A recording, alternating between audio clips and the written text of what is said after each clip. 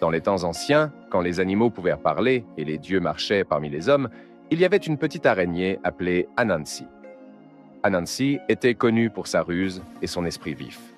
Elle avait une grande passion pour les histoires et aimait les collecter et les partager avec les autres. Un jour, Anansi décida qu'elle voulait posséder toute la sagesse du monde. Elle pensait que si elle pouvait recueillir toute la sagesse dans une jarre, elle deviendrait la créature la plus sage et la plus puissante de tous les temps. Anansi voyagea à travers le monde, rassemblant la sagesse de chaque créature et de chaque coin de la terre.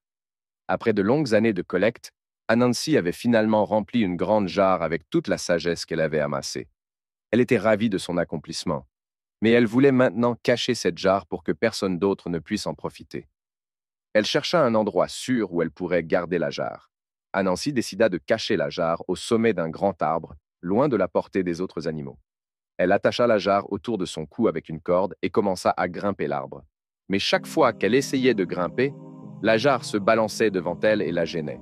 Elle tomba à plusieurs reprises, s'éraflant les pattes et se couvrant de boue.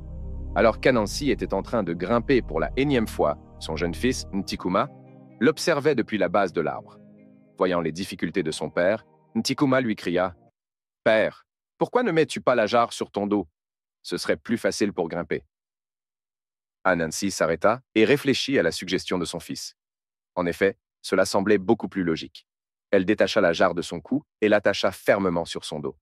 Cette fois-ci, elle put grimper l'arbre facilement et atteindre le sommet. Mais alors qu'elle s'asseyait sur une branche, Anansi réalisa quelque chose de troublant.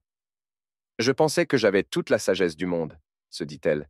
Mais même avec toute cette sagesse, je n'ai pas pu penser à une solution aussi simple que celle de mon fils.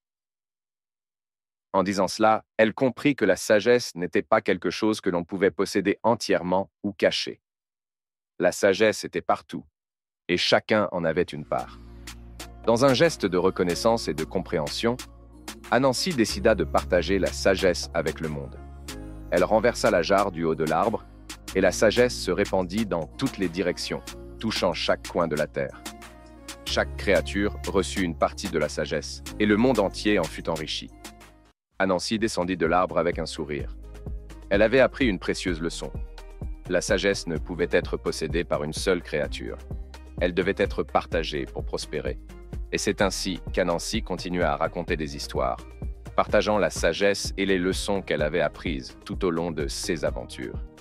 Depuis ce jour, Anansi est connue non seulement comme la ruse araignée, mais aussi comme le sage conteur, celui qui partage les histoires et la sagesse avec le monde entier. Ce conte continue d'inspirer et d'enseigner, rappelant à chacun l'importance de la connaissance partagée et de la compréhension commune.